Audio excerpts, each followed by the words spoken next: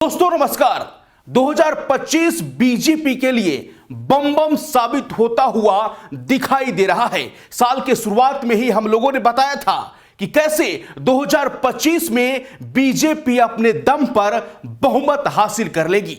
और जिस तरीके से कल आप लोगों ने देखा कि महाराष्ट्र में उद्धव गुट के बहुत सारे नेता बीजेपी ज्वाइन कर लिए हैं और आज एक ऐसी खबर लेकर आ रहे हैं जिससे बीजेपी के लोग काफी खुश हो जाएंगे। जी हां, जम्मू कश्मीर में जब से सरकार बनी है वहां पर सियासी उथल पुथल जो है काफी तेज है। उमर अब्दुल्ला का और उनके पार्टी के नेताओं के बीच ही जुबानी जंग देखने को मिल रहा है। लेकिन अब एक खबर आ रही है कि उमर अब्दुल्ला इस साल पलटी मारने वाले हैं। जी हां, जम्मू कश्मीर में नए साल पर भयंकर वाली खेला हो गया है। और कल अमित शाह का बयान तो आपने सुना कि कश्मीर महर्षि कश्यप के नाम पर पड़ा होगा।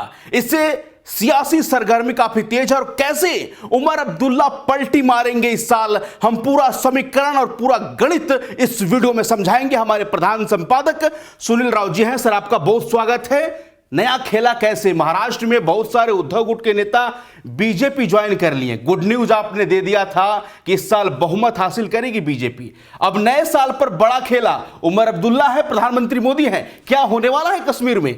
नहीं होने वाला नहीं, हो चुका है नीतीश। हाँ। ये थोड़ा सा मैं सुधार कर दूं दर्शकों को, खेला हो चुका है। हाँ। दरअसल हमने पहले ही जिस दिन चुनाव नतीजे आए थे जी। तो हमने कहा था कि कश्मीर में भारतीय जनता पार्टी की सरकार होगी। एकमात्र चैनल था जिसने दावा किया था कि भारतीय जनता पार्टी की सरकार बनेगी, जीते कोई भी जी।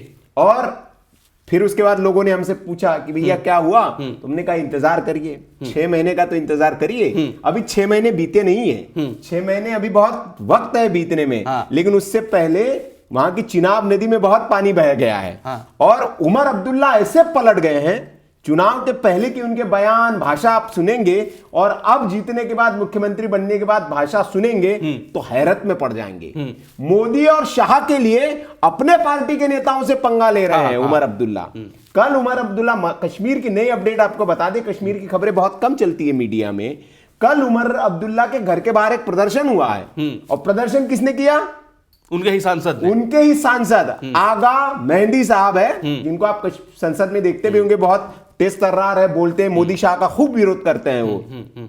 लेकिन उन्होंने उमर अब्दुल्ला के घर के बाहर प्रदर्शन किया और प्रदर्शन की मांग क्या थी कि भैया 370 की बहाली पर कुछ तो बोलो। लेकिन उमर अब्दुल्ला ने कहा इस पर कोई बात नहीं होगी, इस पर हमारा स्टैंड क्लियर है, 370 पर हम कोई मांग नहीं करेंगे सरकार से, मोदी सरकार के हम साथ है।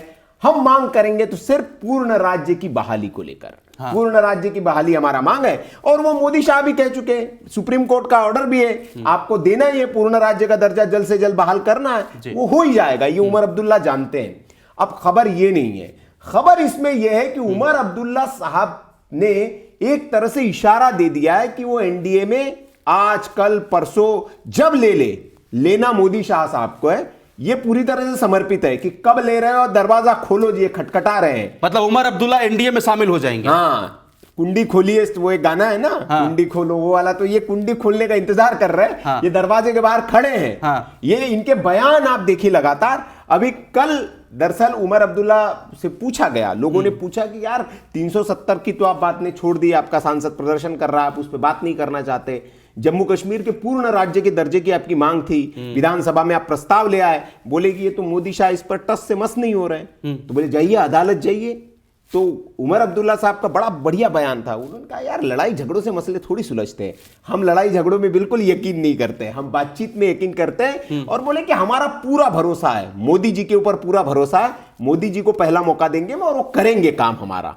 तो ये उमर अब्दुल्ला की बयान है। लेकिन चुनाव प्रचार से जिस तरीके से फारूक अब्दुल्ला हो गए, उमर अब्दुल्ला तल्ख तेवर अपना रहे थे केंद्र सरकार के खिलाफ, मोदी सरकार के खिलाफ, अब जो है इतना मिठास, इतना प्रेम, इसके पीछे क्या सियासी मायने हो सकते हैं? नहीं, मैं जैसे बता रहा हूं कि उमर अब्दुल्ला एक मंझे हुए राजनेता है। उनकी आप राजनीतिक शख्सियत को अगर देखेंगे तो राहुल गांधी या फिर तेजस्वी यादव, अखिलेश यादव की तरह राजनीति नहीं करते आप। उनको पता है कि जनता के हित के लिए राजनीति की जाती है। सत्ता में अगर हमें बने रहना है, लोगों के काम करने पड़ेंगे और अदावत लेके लोगों के काम आप नहीं कर सकते। आपको केंद्र से फंड, क्योंकि जम्मू कश्मीर केंद्र शासित प्रदेश है, अभी सारा का सारा डिपेंडेंट है, एलजी पे डिपेंडेंट है, एलजी फाइल रोक देंगे दिल्ली की तरह हाल हो जाएगा आपका। तो उमर अब्दुल्ला बहुत अच्छे से जानते हैं और उनको पता है कांग्रेस के साथ रहकर कुछ मिला नहीं, ठीक है, इसीलिए वो कांग्रेस को वक्त वक्त पर रेलते भी है। पिछले दिनों ईवीएम पर राहुल गांधी को रेल दिया, बोले जीतते हैं तो बहुत अच्छा जी, और हार जाते हैं आप तो फिर ईवीएम खराब है, बोले चिंतन मंथन मनन करिए, ग्राउंड में उतरिए, क्योंकि उमर अब्दुल्ला जान रहे हैं भाई ईवीएम का ही खेला करना होता बीजेपी का तो कश्मीर में करती ना, इतनी सीटें उमर अब्दुल्ला की थोड़ी आ जाती, लेकिन कांग्रेस की नहीं आई, तो कांग्रेस कह रही ईवीएम खराब है, तो वो उस पर बहुत इन्होंने डांट फटकार लगाई राहुल गांधी को, लेकिन बीजेपी को ये डांट फटकार नहीं लगा रहे, कांग्रेस को कैबिनेट में शामिल भी नहीं कराया। नहीं तो मेरा सवाल वही है कि कहीं उमर अब्दुल्ला का एक कूटनीति तो नहीं है, या फिर शाह और मोदी ने कोई गेम कर दिया है वहां पर कि उमर अब्दुल्ला इतना मतलब। हम पहले ही बता दिया है मैंने आपको कि उमर अब्दुल्ला अनटचेबल नेता नहीं है, और उमर अब्दुल्ला के लिए मोदी शाह अनटचेबल नहीं है। पहले भी अटल बिहारी वाजपेयी की सरकार में रहे हैं, साथ में रहे हैं, तो इनके लिए कोई बड़ी बात नहीं, इनके लिए मायने अपनी सियासत चलती रहे और राज्य के लोगों का विकास होता रहे। अब उमर अब्दुल्ला से कल जो कन्वेंशन सेंटर वहां पर कार्यक्रम था कश्मीर में, उन्होंने क्या कहा एक बयान में, मैं कोट इनकोट थोड़ा सा बता देता हूं दर्शकों को, कि हर सरकार या व्यक्ति के पास न्यायालय का सहारा लेने का विकल्प होता है। ये उनसे तब पूछा गया कि यार अदालत क्यों नहीं चले जाते, आप दे ही नहीं रहे आपको मोदी शाह, तो कहे कि हर सरकार के पास ये विकल्प होता है, लेकिन ये कभी भी हमारी पहली प्राथमिकता नहीं रही। राज्य का दर्जा बहाल करने के लिए न्यायालयों में लड़ाई लड़ना हमारी पहली पसंद नहीं हो सकती, अदालत जाना लड़ाई होगी, लड़ाई कभी भी पहला विकल्प नहीं होना चाहिए या अंतिम विकल्प होना चाहिए। अगर उच्चतम न्यायालय ने राज्य के दर्जे की बहाली के लिए बात नहीं कही होती,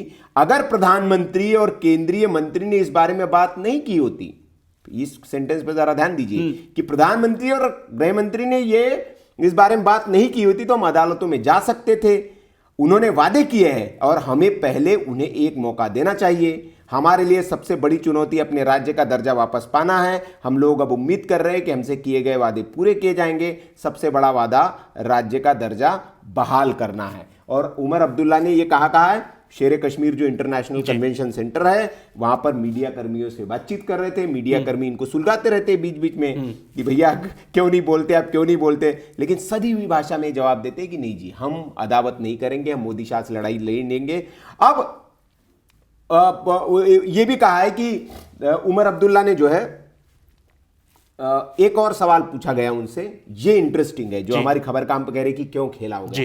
उनसे कहा कि यार खबरें ये आ रही कि आपकी जम्मू कश्मीर की सरकार को अस्थिर करने की कोशिश की जा रही केंद्र की ओर से, ये आरोप लग रहे हैं। तो उमर अब्दुल्ला, लगा होगा किसी सांसद ने, कांग्रेस ने लगा दिया होगा, तो उमर अब्दुल्ला ने इस पर बहुत महत्वपूर्ण जवाब दिया। उन्होंने कहा कि हम इस तरह की सारी अटकलों को मैं खारिज करता हूं, और उन्होंने कहा कि कोई ऐसा वो नहीं हो रहा है, हमें पूरी मदद मिल रही है प्रधानमंत्री, गृह मंत्री, राजभवन की ओर से, हम अपनी विचारधारा बदलने का कोई दबाव नहीं है। मतलब कहा गया कि आपको भी विचारधारा बदलने के लिए दबाव बनाया जा रहा है आपके ऊपर, आपकी सरकार को अस्थिर करने की कोशिश किया जा रही, प्रेशर किया जा रहा है आपके ऊपर।